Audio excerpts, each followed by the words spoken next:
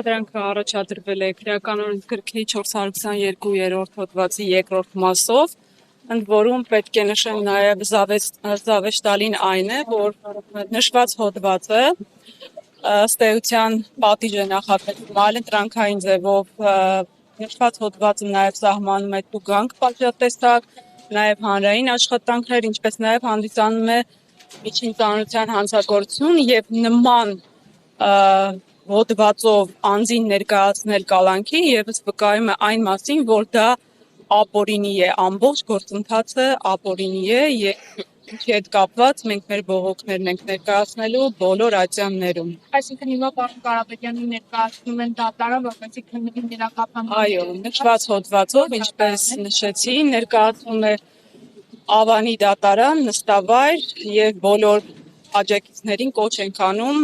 գտնվել Ավանի նստավայրում։ Դեռ պարզ չի, միջնորդությունը դեռ մուտքագրված չի, բայց մոտ ժամանակահատվածում կմուտքագրվի։ Քննիչի միջնորդելը որ կանոնավոր է։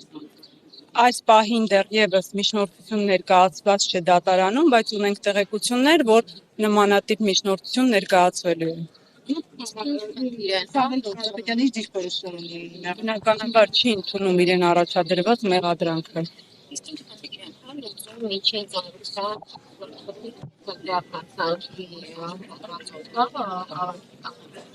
Ես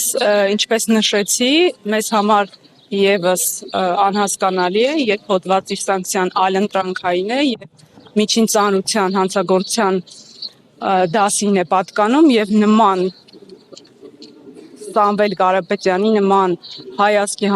համար բարերար անձնավորությանը ներկայացում է դատարան որպես կալանավորումը խափանման միջոց նշված հոդվածով կիրառելու համար։